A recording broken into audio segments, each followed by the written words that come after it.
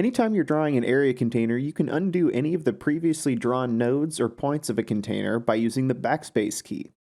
So if you ever overshoot one of your points or realize that you've drawn over the wrong area, you can press Backspace and undo that last point, and then click again at the correct point.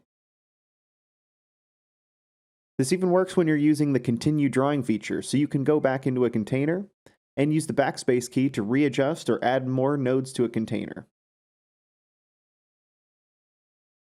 You can always adjust any items by clicking and dragging the nodes in the digitizer. You can even select more than one node to extend out the entire edge of a container, or shift the position of a segment, for example. To do this, hold down the Shift key while you left-click each of the nodes you want to select. Then click and drag to move both nodes at the same time. While you're dragging the nodes, you can also hold the Shift key to lock adjustments into 45 and 90-degree angles.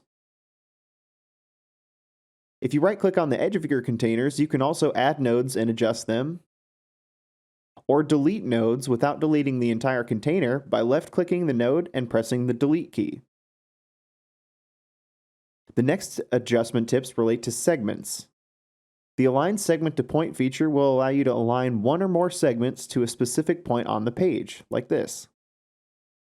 So by right-clicking on a segment such as this beam here, I can click the point on the page that the end should be flush with, and the beam will be extended out or retracted in to meet that point.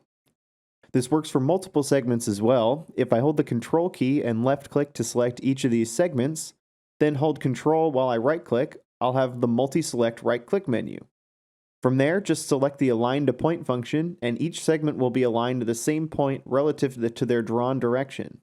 So in this way, you can be sure that each of your segments are all flush along the same axis. You can also split segments to cut materials to length, or have a single flush run of material.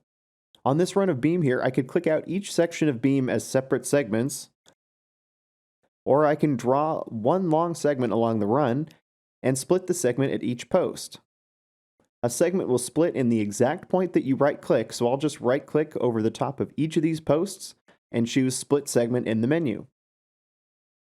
Hopefully these tips can help make your takeoffs neat and tidy and help you save the hassle of redrawing items.